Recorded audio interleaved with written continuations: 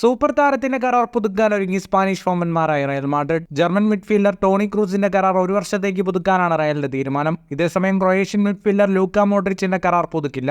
വരുന്ന സീസണിൽ Kylian എംബാപ്പയെ sign ചെയ്യുന്നതിനാൽ റയലിന് ടീമിലെ ഒരുപിടി താരങ്ങളെ ഒഴിവാക്കേണ്ടതുണ്ട്. എംബാപ്പയുടെ ഉയർന്ന ശമ്പളമാണ് ഇതിന് കാരണം. ലാലിഗ അനുവദിക്കുന്ന ശമ്പള ബില്ലിൽ താരങ്ങളുടെ പ്രതിഫലം നിർത്തുകയാവും വരുന്ന സീസണിൽ റയൽ നേരിടുന്ന വലിയ വെല്ലുവിളി.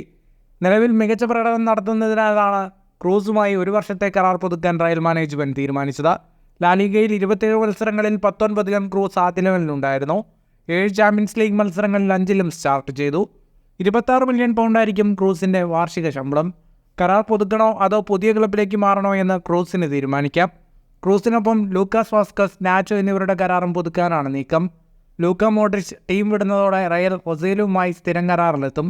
ഫുട്ബോൾ ലോകത്തെ കൂടുതൽ വാർത്തകൾക്കും വിശേഷങ്ങൾക്കുമായി സ്പോർട്സ് കഫേ ഇപ്പോൾ തന്നെ സബ്സ്ക്രൈബ് ചെയ്യുക.